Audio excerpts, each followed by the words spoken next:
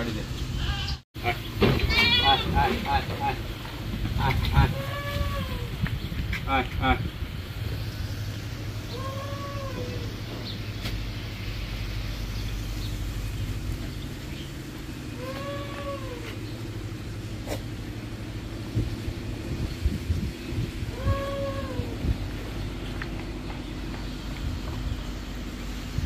এই গরমের মধ্যে আর যা কিছু করতে পারেন আর না পারেন, পশু পাখির জন্য একটু ভালো খাওয়ার পানির ব্যবস্থা করেন।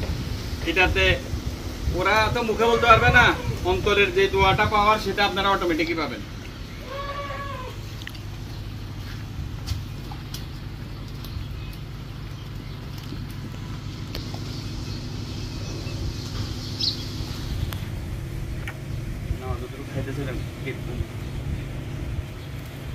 গরম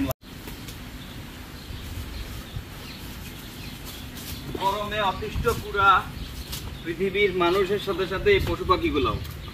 তো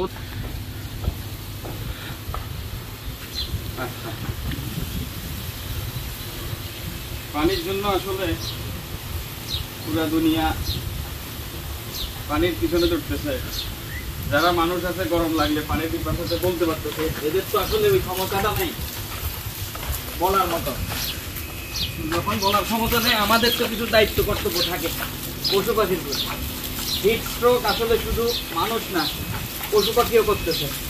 কালকে একটা নিউজে দেখলাম কোয়েল পাখি মারা যেতেছে, সরি কোয়েল না, এটা ঘুঘু।